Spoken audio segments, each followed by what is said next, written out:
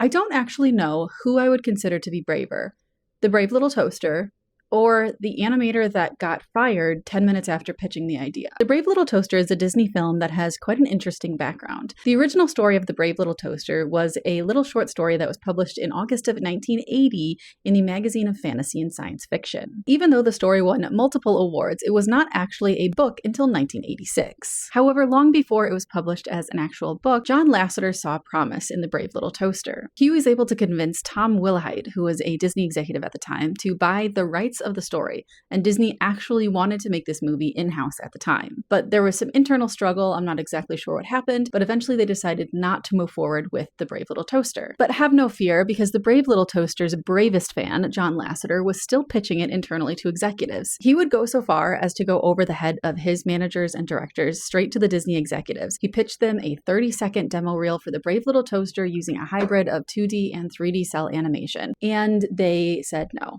Not only did they say no, he walked out of the room and they fired him. As time went on, Wilhite would leave Disney and start his own production company called Hyperion Pictures. And he did not forget about The Brave Little Toaster, because even though Lasseter moved on to the Lucasfilm's graphic computer design program or something like that, he kind of held on to the idea. And in 1987, Hyperion Pictures would go on to make the movie The Brave Little Toaster with funding from Disney. So Disney didn't believe in the film enough in the early 80s to actually create it, produce it, direct it, publish it, all that fun stuff. But at the end of the 80s, in 1987, they said, yeah, we'll give you some money for it, I guess. Obviously, the film did well and it went on to kind of have like a cult following, but it does make you think about who was actually braver, the Brave Little Toaster or the guy who got fired for pitching the idea. Anyways, that's what I have for you today. Let me know your thoughts down in the comments, and I will see you guys tomorrow because there's always another mystery hiding in plain sight.